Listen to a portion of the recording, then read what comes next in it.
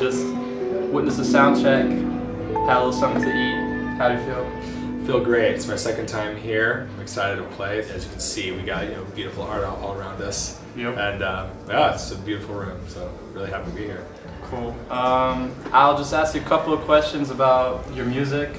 To me, it feels really emotional somehow, very introspective at times, like you're really searching when you play the piano. Is that like, does that resemble your experience or your intention? Yeah, definitely. Yeah, I think something that's kind of projected out of it is my relationship with the piano itself. I don't think I'm an elite pianist, but I think I definitely have a really unique relationship with the instrument that I am able to project in my music, and in doing so, I also kind of reflect my own emotional, I guess, aesthetics that I have.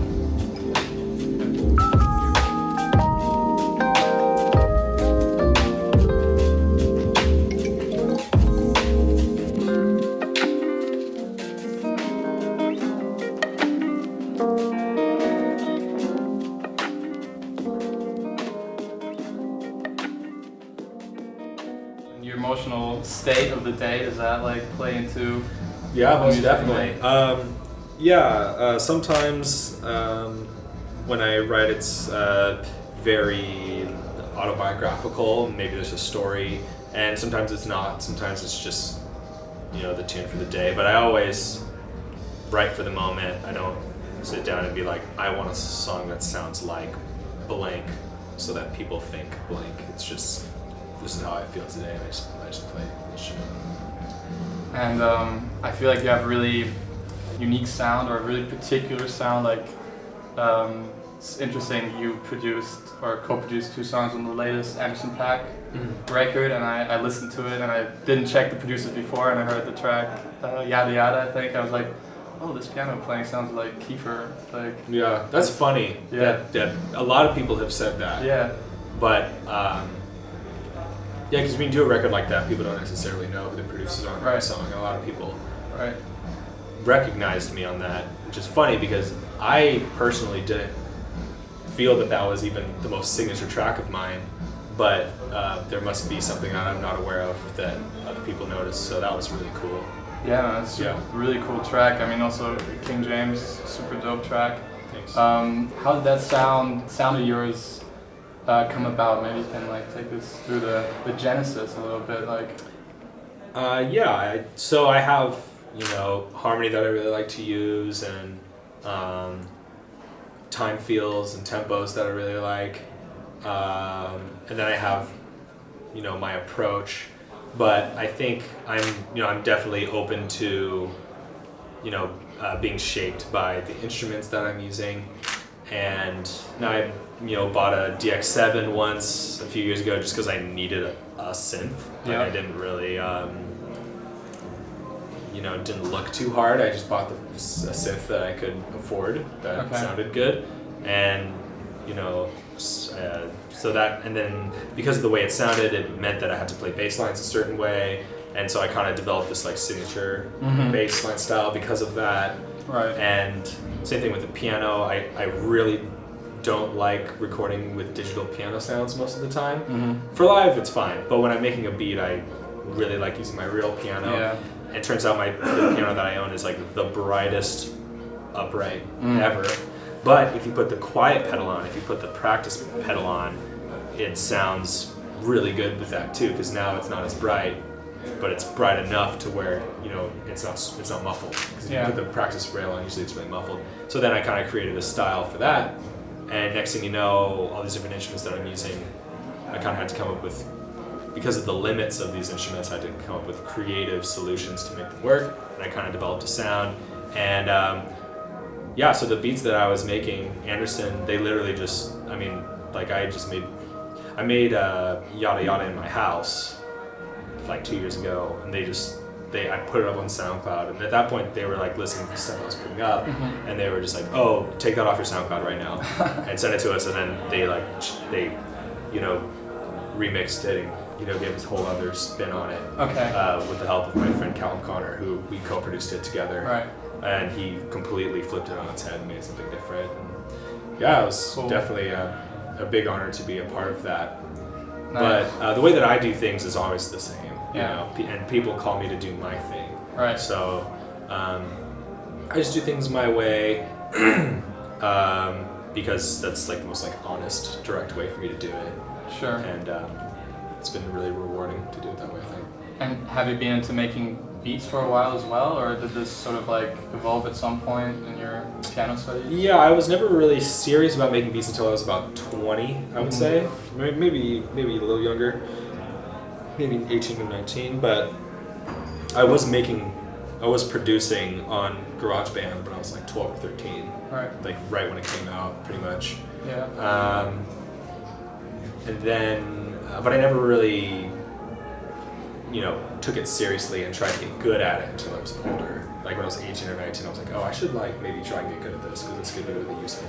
And then as the years went on, I just started doing it more and more and more and more and more, to where now it's every day, pretty much.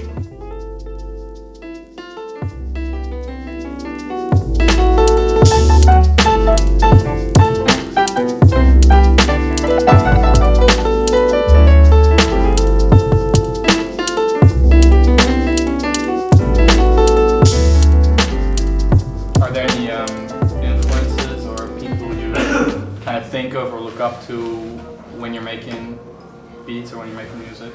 Yeah, for older producers, I really love Dilla, P-Rock, Madlib. Those are kind of my three that I really like.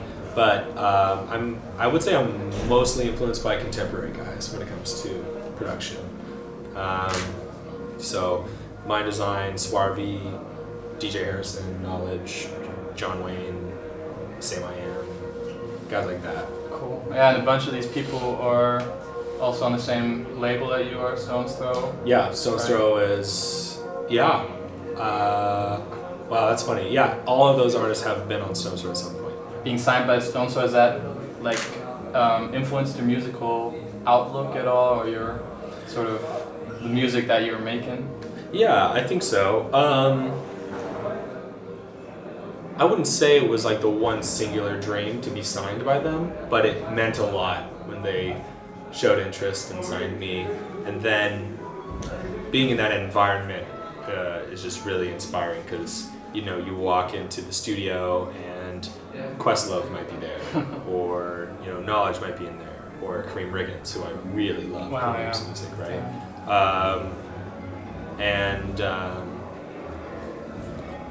There's just so many good musicians in and out of there, and a lot of people who aren't necessarily signed to them, but are working in the studio. And just and I think that's because Stone's Throw was founded on the principle of just pure love of music and love of records, especially. So in some ways, the things that they're really into are things that I'm really weak at, right? I don't spin vinyl. I'm not a DJ. I'm certainly not a crate digger. And something that I've learned in my very short career has been to try and put myself in a situation where I'm surrounded by people who are really good at something that I don't know how to do. And that's definitely Stone's Throw. There's so many awesome, eccentric musicians coming in and out of there who do things that I have no idea what they are, and you learn a lot just being in the office and meeting people and playing shows. It's really cool. Really sounds like a perfect fit. Would you say that your music is, or your productions, are evolving in a particular direction, developing in a way when I listen to records, I get the feeling that at the beginning it was very based around loops a lot, and are you like moving more to a, would you say to like even the sort of band sound or something? I mean, it's funny. I think when I was in school, I was studying to be a jazz pianist, and I don't really play jazz now. I play jazz influenced music, or at least I release jazz influenced music. But my goal was to have a band and play with other people and not do the solo thing that I'm doing currently. And so what you did on your US tour now, right? Right, yeah. So in a very roundabout way, I've started to realize that, but not in the, I'm kind of reaching the destination that I want to get to, that first goal of like, touring with a live band, which again, we finally just did. But like the path to get there was like the opposite of what I thought, because I ended up like trying this solo record thing that was maybe the secondary thing for me, and then it ended up like I ended up really loving it, and then I started putting out these like loops with piano solos, and I was like, oh wait, we can do more,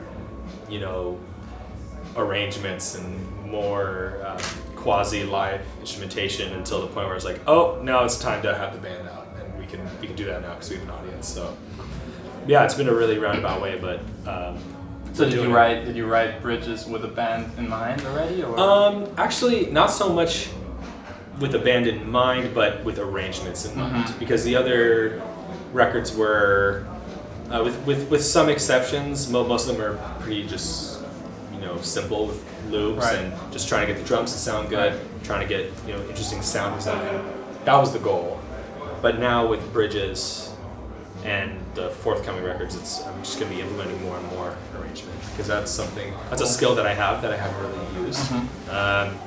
So I gave a tiny little taste of it, but I think in the next couple records there's going to be more and more. Dope. So I hear you're ready working on the next record? Yeah. I don't keep any secrets about any shit ever. I'm trying to turn it in by like late June or something, and then we'll take a couple months to make those cool animations and do something. Just really Bridges is kind of like half a project really, because we want to do a double-sided LP. Bridges on one side and then the next project on the other. Okay. Yeah. So, and then after that, I want to do another LP after that. That one we're gonna do. That'll be like my first like studio album, like live band finally. With live musicians. Yeah. Finally doing that. Yeah. Dope. So cool. So we have the budget now. This is your first European tour, is that right? Second one. I went in September. Okay, cool. Any hopes, expectations for this time around? I'm just trying to do better. Just trying to get better, and I've like implemented some new things with the set, more like live looping and a lot more mixing and stuff. So I'm just trying to get better and trying to meet some people and have a good time. Yeah. I think those are pretty simple goals. Sounds alright. Yeah. Yeah. I mean, we're definitely very, very happy to have you here, as I already said, and we're looking forward to the concert tonight.